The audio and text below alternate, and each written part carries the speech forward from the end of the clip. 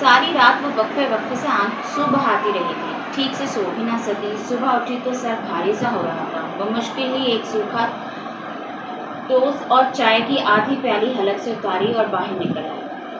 Stop पर मामूल की ठंडी सुबह उतरी थी। बेंच पर वो स्याफाम लड़की वैसी ही बैठी खामोशी से सीट में देख रही थी। गोद में स्याह जल्द वाली किताब रखी थी और इसके स्याह हाथ किताब के किनारे पर मजबूती से जमे। आज वो कदरे थकी थकी और पसमर्दा थी, सो जाकर बेंच पर बैठी गई। 10 मिनट ही काटे थे तो इतना क्या एतराज बरतना। स्याफाम लड़की ने जरा सी गर्दन इसकी जानिब मोड़ी।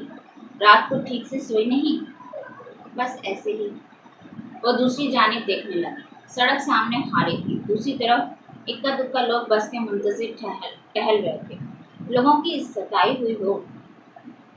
इसने चौंक कर इसे देखा। आप कैसे कह सकती हैं? मोहताज अंदाज में पूछा। तुम्हारे चेहरे पर लिखा है, तुम्हारा दिल गमगीन है और रूह बोझल है। तुम तकलीफ में हो और लोगों की बातें तुमसे बर्दाश्त नहीं होती, है ना? मालूम नहीं। इसने बज़ाहिर लापरवाही से शाने उचकाए, अलबत्ता अंदर दिल जोर से धड़का था। और तुम मुस्तकबिल के बारे में खौफज़दा और माजी के बारे में गमगीन हो शायद। अब तो वो वाज़ेह चौंकी थी। बेख्तियार ही लबों से फिसला था। तो अपना मुस्तकबिल और अपनी तमाम परेशानियों का हल जानना चाहती हो?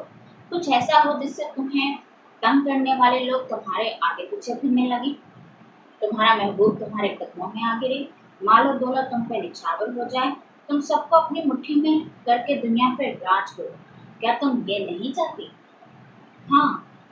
महमल ने बेबसी से इसे देखा। इसका दिल मोम की तरह पिघल रहा था। वह स्याफाम लड़की इसकी हर दुखती रग को अपने हाथ में ले रही थी। मैं यही चाहती हूँ। और अगर मैं तुम्हें कुछ ऐसा दूँ तो? क्या? ये किताब? इसने झिझकते हुए पूछा। इसे लग रहा था कि वो ज्यादा देर तक रेजिस्ट न कर पाएगी। हाँ, अगर तुम ये कर लोगी तो सब कुछ तुम्हारी मुट्ठी में आ जाएगा। सब कुछ।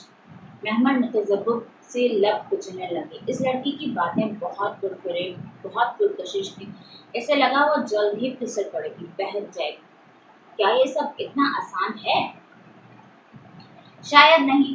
तुम्हें इस किताब के अमल करने में बहुत मुशक्कत लगेगी। अगर एक दफ़ा सीख जाओगी तो सब आसान हो जाएगा, जिंदगी सहल हो जाएगी। और फिर जिनके लिए तुम रोती हो वो तुम्हारे लिए रोएंगे, वो तुम्हारे पीछे आएंगे।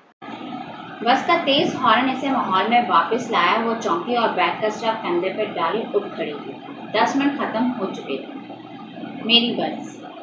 जाओ, स्याफाम लड़की मुस्कुरा दी। वो तेज तेज कदमों से चलती बस की जानिब बढ़ती। दिल अभी तक जोर जोर से धक धक कर रहा था। महबूब कदमों में, लोग मुट्ठी में, दौलत निछावर और दुनिया पे राज। क्या ये सब मुमकिन था? वो इसके कहे गए अल्फाज में सारा रास्ता गौर करती रही थी, लेकिन फिर भी खुद को झड़कती थी। ये काले इल्म, सिफली इल्म, जादू टोने, चिल्ले वगैरह बुरे काम थे। इसे इनमें नहीं पड़ना था। इसे ऐसा सोचना भी नहीं था। कॉलेज के दरवाजे पर उतरते हुए इसने फैसला कर लिया था कि वो आइंदा इस स्याफाम लड़की के करीब भी नहीं जाएगी, बेंच पर बैठेगी और ना ही इससे बात करेगी। इसे डर था कि अगर एक दफ़ा फिर इसने इसकी ऑफर सुन ली तो शायद वो उसे कबूल कर लेगी, करके ऐसे गुमनाम रास्ते पर निकल पड़ेगी जहां से वापसी का सफर नामुमकिन होगा। Next part. उस रोज सिद्रा के रिश्ते के सिलसिले में कुछ लोग आ रहे थे। ये खबर मुसरत ने उसे तब दी जब वो घर भर की सफाइयाँ और लड़कियों की फुर्तियाँ देखकर हैरान सी माँ की तरफ आई थी। वरना पहले तो जब भी दोपहर में लॉन्च का दरवाजा आहिस्ता से खोल कर आती तो घर में सन्नाटा और वीरानी छाई होती थी। और आज लंबी सी सामिया बांस के झाड़ू से छत के जाले साफ कर रही थी। सिद्रा ड्राइंग रूम की डेकोरेशन को असर नौ तरतीब दे रही थी।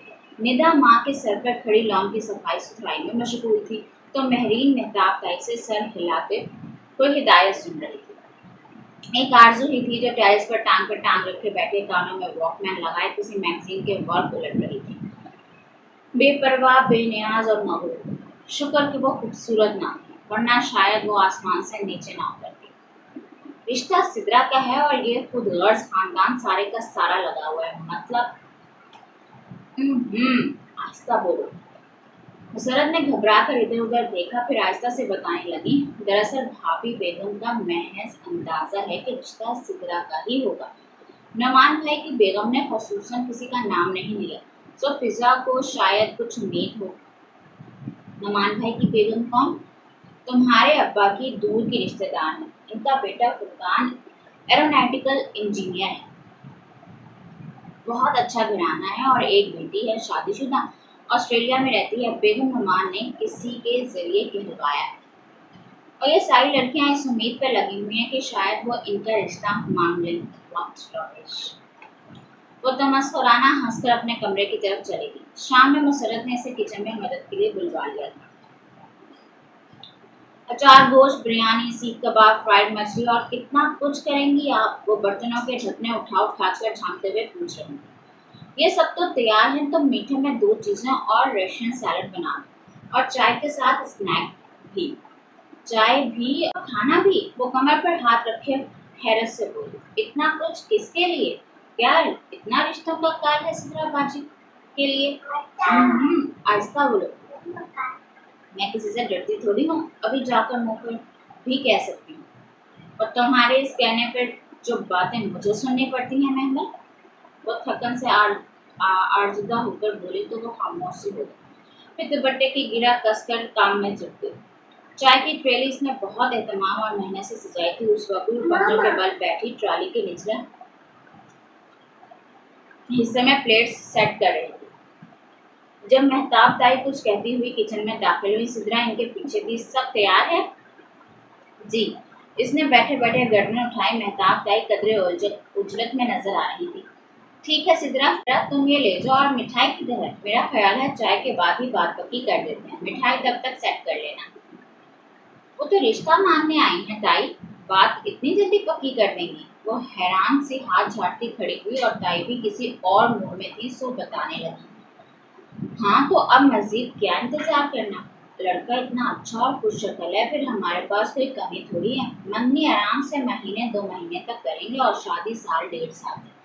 ऐसी धूमधाम से शादी करूंगी सिद्रा की कि जमाना देखेगा। इनके अंदाज में तकब्बुर की बू आई थी। एक एक लम्हे को महमल का दिल चाहा, नफीस सी वो खातून जो ड्राइंग रूम में बैठी हैं, वो सिद्रा को नापसंद करके चली जाए, और ताई सदमे से बीमार ही पड़ जाए। आखिर खुद पे ये हासिक लोग कैसे अच्छे लगते हैं? मगर शायद इधर तो सारे प्लान ही बन चुके थे।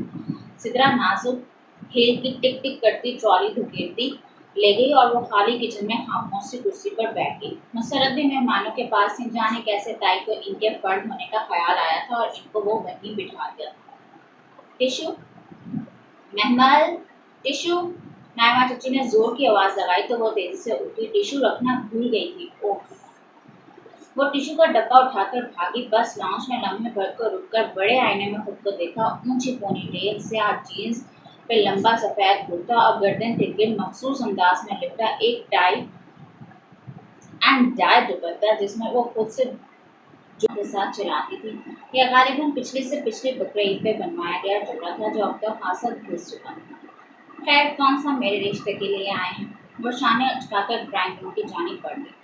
नफीस और बावकार सी बेगम नुमान बड़े सोफे पर पुरतकल्लुफ से बैठी मुस्कुराते हुए ताई मेहताब की बात सुन रही थी। इसे आते देखकर कदरे खुशदिली से उठ खड़ी हुई। महमल बेटा, आप अब आई हो? कब से पूछ रही थी तुम्हारी ताई से। वो एकदम गड़बड़ा सी गई, लेकिन संभल कर आगे बढ़कर मेरी अस्सलाम वालेकुम। वालेकुम अस्सलाम। इतनी देर से पूछ रही थी तुम्हारा। वो मैं हाँ आई नो बेटा, तुम इस एहतमाम में लगी हुई होगी।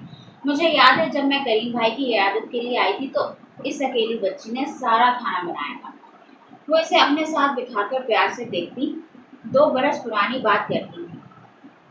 वो घबराकर ताई के तने तन्नकूश को देखती तो कभी सिदरा की मुतगय्यर होती रंगत को। वो तो बस टिशू देने आई थी, फिर इतना इस्तकबाल।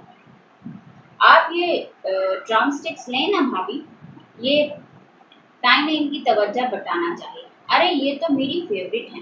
महमल तुमने बनाई है ना? मुझे याद है तुमने उस दफा भी खाने में ये बनाई थी। और परी बेटी, जो इनकी बेटी थी, स्पेशली तुमसे ये रेसिपी पूछ कर गई थी। और इसे समझ में नहीं आ रहा था कि ये क्या करे। बेबसी और बेचारगी से वो बमुश्किल सर हिला पा रही थी। उधर ताई मेहताब अब परेशान हो रही थी। यही तो हमेशा से होता चला आ रहा था। सिद्रा के रिश्ते के लिए आने वाले हर मेहमान को वो महमल और मुसरत की बनाई गई चीजें ये मेरी सिद्रा ने बनाई है कहकर पेश करती थी, मगर जाने कब वो खातून इनके घर की सारी सुकून ले गई थी। बस भाभी, बच्चियां तो माशाल्लाह सभी सुपर हैं हमारे घर में। फिजा चची ने बज़ाहिर मुस्कुराकर बात संभाली, मगर कदरे बेचैन वो भी थी। कहीं कुछ बहुत गलत था।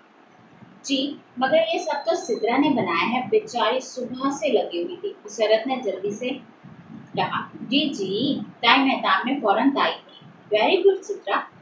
बेगम नौमान अब बॉक्स पेटीज ले रही हूँ। ये बॉक्स पेटीज तो बहुत अच्छी बनाई है सिद्रा। इसकी फिलिंग में क्या डाला है? और सिद्रा के तो फरिश्तों को भी इल्म था कि बॉक्स पेटीज में डलता क्या क्या है। वो एकदम कंफ्यूज सी होकर माँ की शक्ल देखने लगी। दरअसल मैं कुकिंग का बहुत शौक रखती हूँ और मेरे बच्चों का टेस्ट भी बहुत आला है। नुमान साहब खुद मुनफरिद और अच्छे खानों के रसिया हैं, इसलिए हमेशा कहते हैं कि बहू ढूंढना तो इसके हाथ का जायका चखकर ही रिश्ता मांगना। वैसे तो आपकी सारी बच्चियां ही माशाल्लाह बहुत खूबसूरत और सलीकामंद, मगर महमल तो मुझे खास तौर पर अजीज है। सईदा आपा ने जिक्र तो किया होगा कि मैं किसी खास मकसद के लिए आ रही हूँ, तो अब लंबी चौड़ी क्या तमहीद करूँ? मेहताब आपा, कुर्बान को तो आपने देखा भाला है। अल्लाह का शुक्र है अल्लाह ने हर तरह से हमें नवाजा है। बस महमल के लिए मैं आप लोगों के पास सवाल लेकर आई हूँ। अगर हो सके तो इसे मेरी बेटी बना दें। और मेहताब ताई से मजीद सुनना दुश्वार हो रहा था। महमल, तुम अंदर जाओ। उन्होंने खुद को बमुश्किल नॉर्मल रखते हुए इशारा किया तो वो हकों तक बैठी सुन रही थी तेज से बाहर निकल गई। पीछे क्या बातें हुई, किसने क्या कहा, कब इन खातून को खाना खिलाए बगैर रुखसत कर दिया गया और ताई के बंद कमरे में सारे बड़ों की क्या गुफ्तगू हुई, वो हर शय से दूर अपने कमरे में कान लपेटे पड़ी रही। इसका दिल कुछ भी करने को नहीं चाह रहा। अजीब सी कैफियत थी, जैसे बंद गार में रोशनी और हवा का कोई रोज रोजन खुल गया हो। बेकैफ और रूखी फीकी जिंदगी में एकदम ही खुशगवार और सरसब्ज मोड़ आया था। उम्मीदें फिर से जिंदा होने लगी थी और इसे लग रहा था एक नई जिंदगी बाहें फैलाए इसके इस्तकबाल में खड़ी है। एरोनॉटिकल इंजीनियर, खुश शक्ल फुरकान, माँ बाप का इकलौता बेटा, अच्छे खाने का शौकीन, इसके लफ्ज आप ही आप मुस्कुराने लगे।